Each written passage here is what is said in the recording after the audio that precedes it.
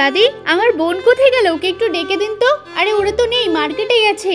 আরে ওদের জন্য কত কিছু নিয়ে আসলাম, আজকের দিনটা অন্তত বাড়িতে থাকতে পারতো। তাহলে এই জিনিসপত্র বরং আমি ওখানটায় রেখে দিয়ে আসছি। ঠিক আছে যাও। আরে এ কি, এতগুলো টাকার বাক্স নাকি? তাড়াতাড়ি খুলে তো দেখি। সামান্য কয়েকটা জিনিস দিতে এসে যে এতগুলো টাকা পেয়ে যাব, আমি তো ভাবতেই পারছি না। তাড়াতাড়ি টাকাটাকে নিয়ে চলে যেতে হবে। দাদি আমি তাহলে আসছি।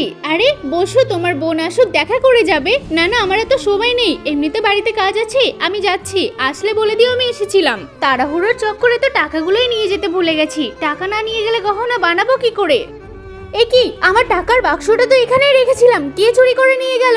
আমিও তো বুঝতে পারছি না। আরে তুমি কি আমার টাকার বাক্স চুরি করেছো? আমি কেন করব? আমি তো যাইনি ওই ঘরে। দেখ বুড়িটা কিরকম মিথ্যা বলছে। তুমি ছাড়া বাড়িতে কে ছিল? আরে তোমার ভাই এসেছিল তো। ও, তার মানে তুমি আমার ভাইয়ের উপর দোষ দিচ্ছ?